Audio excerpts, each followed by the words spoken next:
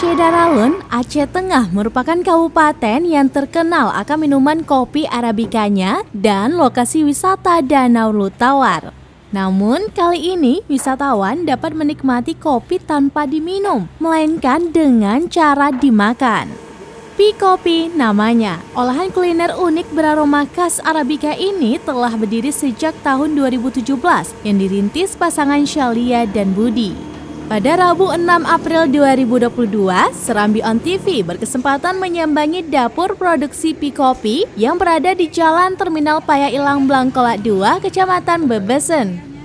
Terlihat beberapa karyawan tampak sibuk mengemas kue pi yang sudah jadi, mengaduk adonan dan mencetak kue untuk dimasukkan ke mesin oven pemanggang.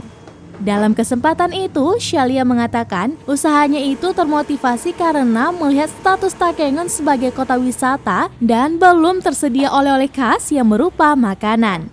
Selama ini wisatawan hanya akrab dengan bubuk kopi, maka dari situlah Syalia dan suaminya terdorong untuk memberi warna baru bagi kuliner di Aceh Tengah. Dalam satu produksi dapat menghasilkan setidaknya 15-20 kg tepung dan 250 gram kopi Arabica asli serta 2 buah tabung gas isi 12 kg untuk 1 minggu.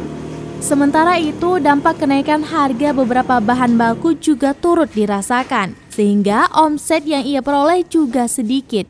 Namun, hal itu tidak membuat ia mengurangi ukuran kue karena ditakutkan akan mengakibatkan berkurangnya minat pembeli.